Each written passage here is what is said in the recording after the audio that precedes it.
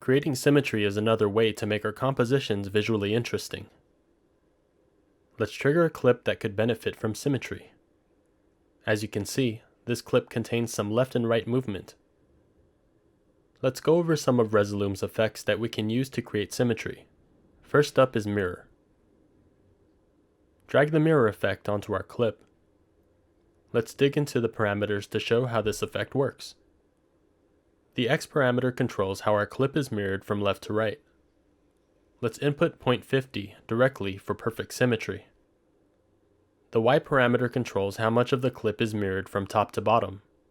By changing the value to 0.50, we now achieve perfect symmetry on both sides. Furthermore, you can play around with the other controls, such as the in-out slider, which drags the mirror effect closer in or further out. Next up is the flip effect. Let's trigger a new clip and drag the effect onto it.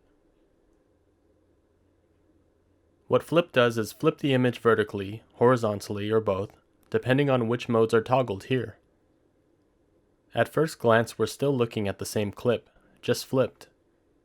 Where the magic happens is when you change the blend mode and opacity parameters. Let's bring down the opacity of the effect to 50%. Notice that we've created a mirror-like effect. If we enable both horizontal and vertical modes, we've now got a pretty interesting composition. Let's change the blending mode to lighten. Now it's less faded and our clip is fully revealed. Try playing around with other blend modes, such as RGB, for even more interesting looks.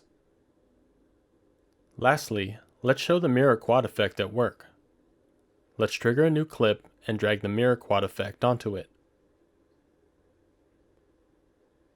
This effect flips and mirrors your content into 4 quadrants or sections of the screen.